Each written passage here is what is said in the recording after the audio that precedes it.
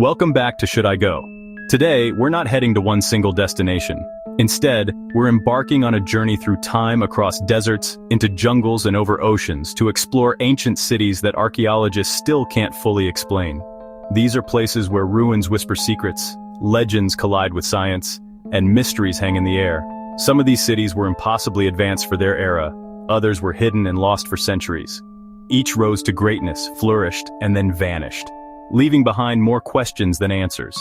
Get ready for a tour of the world's most enigmatic ancient cities. Oh, and do me a favor, hit that like button, subscribe to the channel, and smash that notification bell so you always get the latest Should I Go video. I appreciate it. Okay, here we go. High on a dusty hilltop in southeastern Turkey stands Göbekli Tepe, a site so ancient it predates farming, cities, and writing. Here, arranged in great stone circles, are dozens of towering T-shaped pillars, each weighing up to 10 to 20 tons.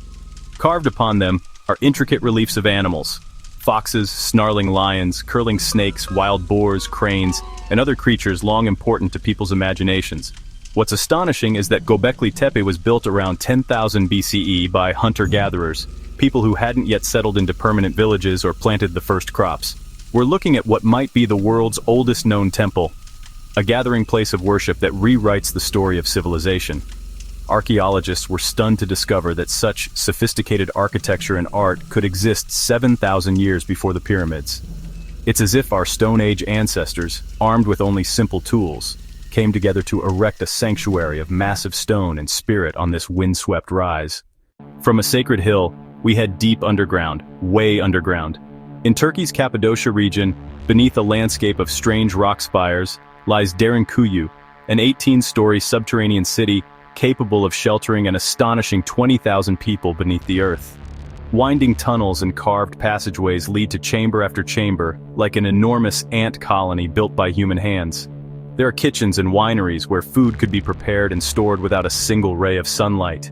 There are stables for animals, cool cellars for preserving goods, communal rooms, and even small chapels for worship, all hidden below ground. The deeper you go, the more marvels appear. Staircases plunge further into darkness, connecting level after level of living space. Fresh air flows down through long ventilation shafts, some doubling as wells to provide water from underground streams. At every critical tunnel juncture, massive round stone doors, weighing up to 500 pounds each, could be rolled into place from the inside, sealing off the city from intruders. In Derinkuyu, an entire society could vanish beneath the surface, safe from whatever dangers raged above. Now we journey to the fertile plains of the Indus Valley, in what is today southern Pakistan.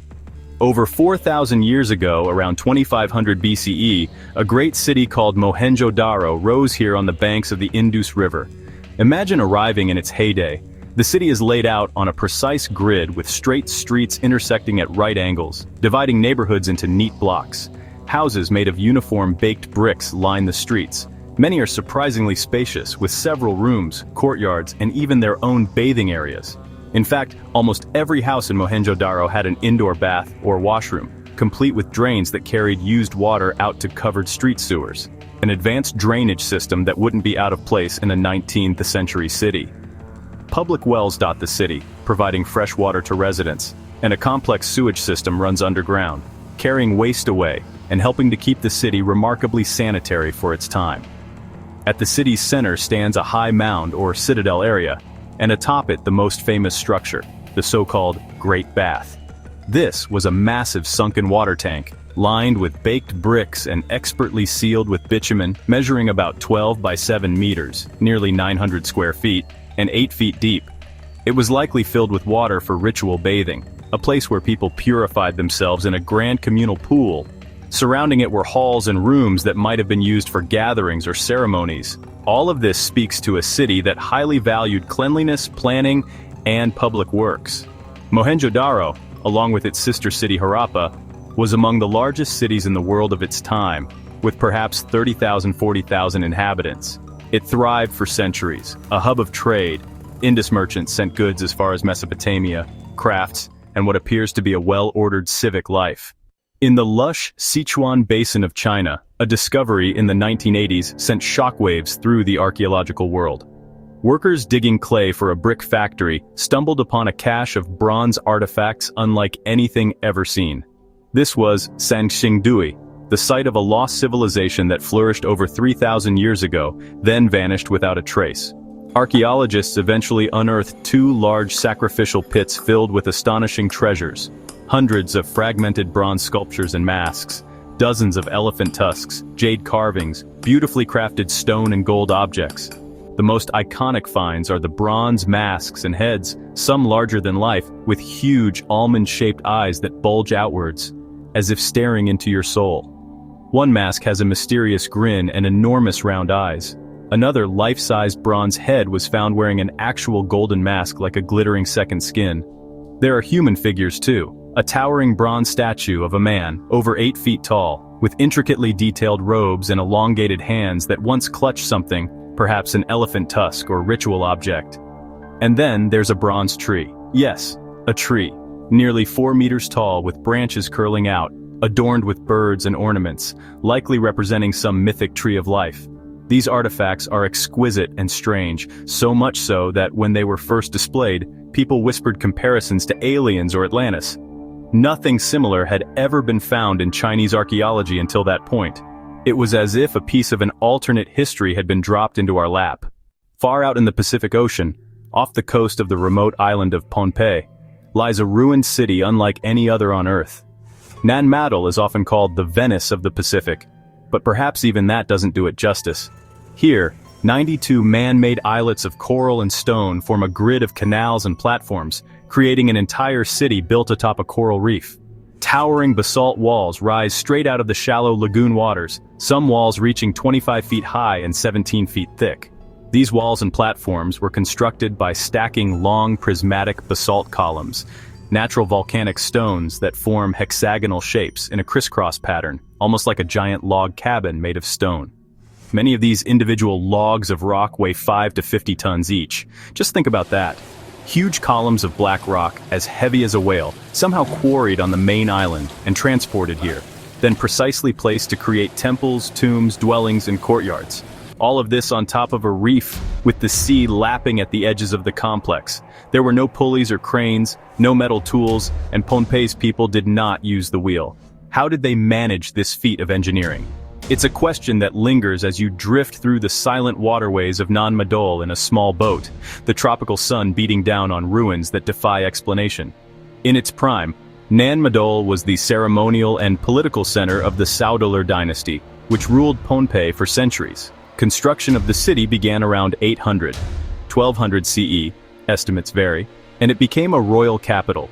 There were palaces and ritual sites, high walls separating areas, and even a sophisticated canal system for travel between sections. Yet, curiously, there's no source of fresh water or arable land on these islets. Inhabitants would have had to import all food and drinking water from the main island, a logistical nightmare for sustaining a population. This suggests Nan Madol wasn't a regular city where common folk lived full-time. It was likely a ceremonial and administrative center where the nobility, priests, and their attendants lived and carried out rituals, while the majority of people lived inland. Just northeast of modern Mexico City sprawls one of the greatest cities of the ancient world, Teotihuacan. Even in ruins, it is awe-inspiring in scale. A wide boulevard the Aztecs later named the Avenue of the Dead runs through the heart of the city, flanked by the remnants of ceremonial platforms and palace complexes.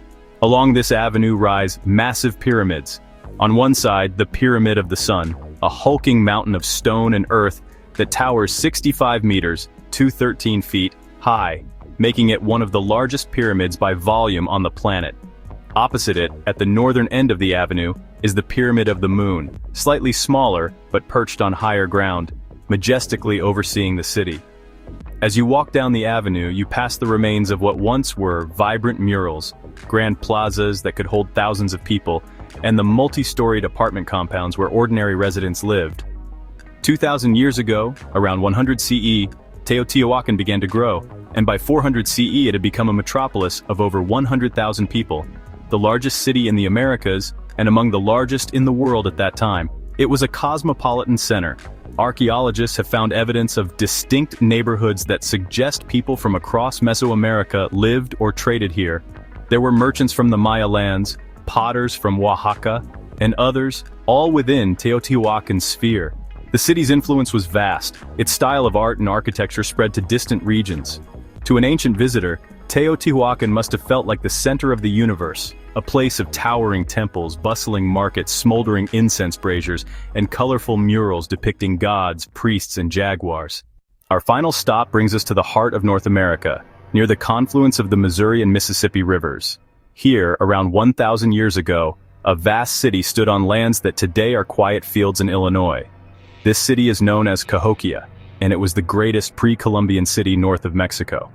Around 1100 CE, Cahokia was teeming with life.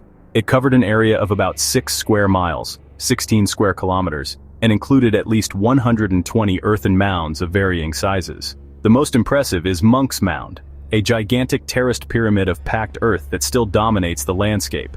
Monk's Mound rises roughly 100 feet, 30 meters, high and has a broad base. It covers 14 acres, more than 10 football fields, actually larger at its base than Egypt's Great Pyramid.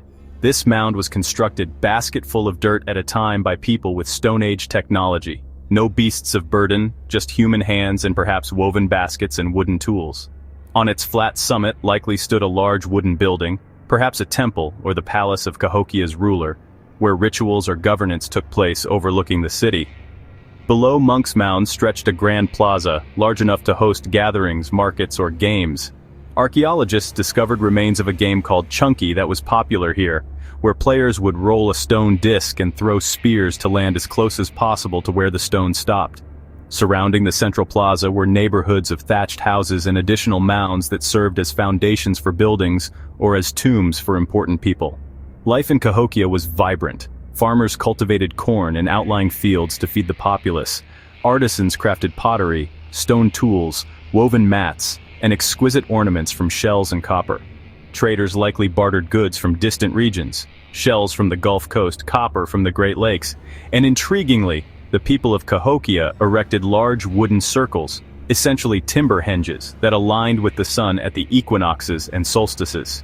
These wood henges suggest that the Cahokians were keen observers of the sky. On the spring equinox, for instance, standing at a specific spot, one could watch the sun rise directly over the shoulder of Monk's Mound, marking the change of seasons.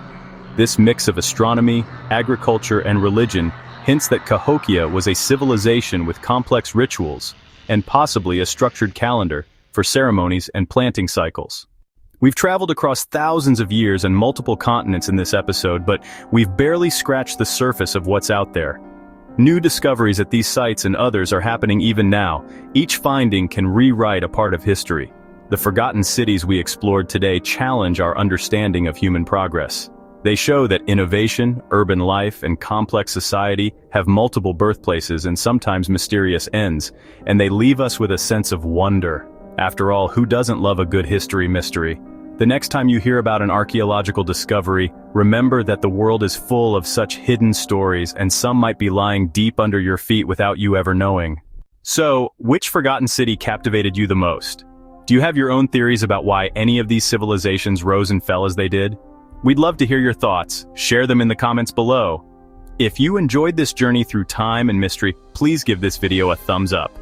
And don't forget to subscribe to Should I Go for more explorations of the world's wonders, past and present. Hit that bell icon so you won't miss our next adventure. Thank you for coming along on this epic trip through lost cities and ancient enigmas. Until next time, keep exploring and stay curious.